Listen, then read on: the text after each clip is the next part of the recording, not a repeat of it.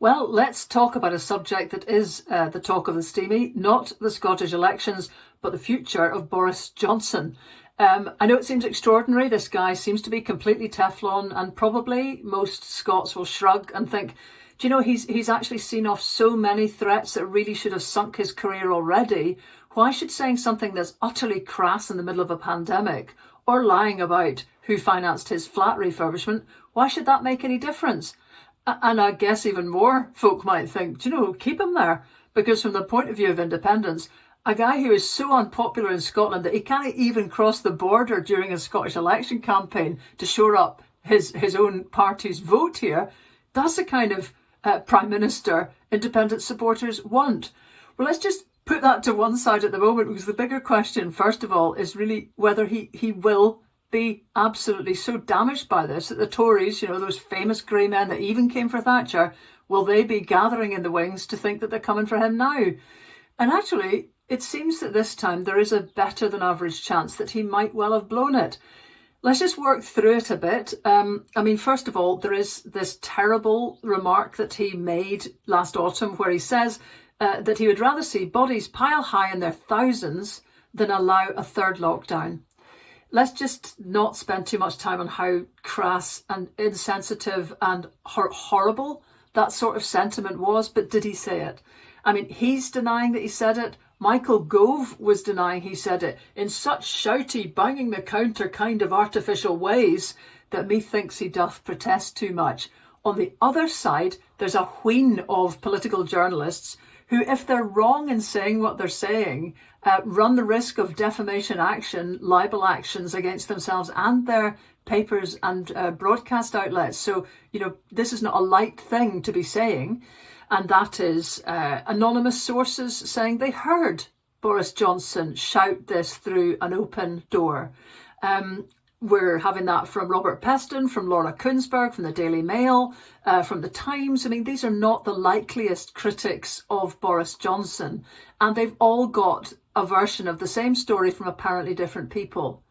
Anonymous, though, you know, that weakens it, but yet there's a theory abounding that actually people are keeping their powder dry, and Dominic Cummings, with his potential tape recording of the whole thing, which would be the tin lid, they're waiting for maximum impact, and that would be after Boris Johnson has had to say on the record, perhaps as soon as Prime Minister's questions on Wednesday, that he absolutely did not utter those words, because then to be proven wrong with someone who comes out from behind their anonymity or by a tape recording would be the end.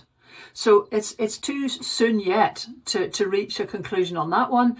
Though, as Nicola Sturgeon pointed out, the constant reaching for the glib phrase, which he thinks funny, but most think crass, is not unusual. Well, that's the point, isn't it? I think most people look at that and think, of course, that is the sort of thing he could have said. So there's that, which surely has got to be the most serious. And yet, actually, this business with the flat could actually be even more damaging. It's true, as presenters keep pointing out, that who cares about the flat? I mean, as long as the public didn't pay for it, you might say, who cares? Well, there was a good woman on from the Institute of Government, Dr. Hannah White, who sort of pointed out why you might care. Because if that money came from the Conservative Party and you're the leader of that party and indeed the Prime Minister, and you find some need to reorganise that party, can you, if you're actually beholden to them? I mean, this is the whole point about wanting transparency and where money comes from, and them's the rules of ministerial codes, because the public or onlookers want to know where you might be influenced, who might be pulling the strings from behind you because they've paid for you. And, you know, whilst Boris is saying absolutely that he paid for the refurbs, or in fact that the Conservative Party may have initially paid for it and then, you know, he might have paid them back and something or other there.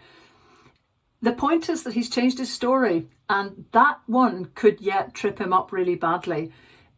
Just by the by, on this question of standards that nobody seems to care about in Westminster, but obviously, you know, took up 2 years pretty much of Scottish parliamentary time and then those inquiries.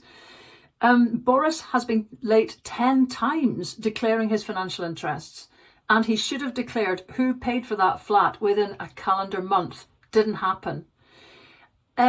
I'd imagine some people would say, they are saying, that the thing that really needs to be there in Westminster is to reappoint an advisor on ministerial standards, because the last one disappeared after he resigned over the Priti Patel nonsense. But actually, the more important thing that England needs is a population who still believe in standards at Westminster and standards in politicians, because quite evidently the way that Boris manages to duck and weave through nearly everything that's chucked at him is because somehow the public have bought into this.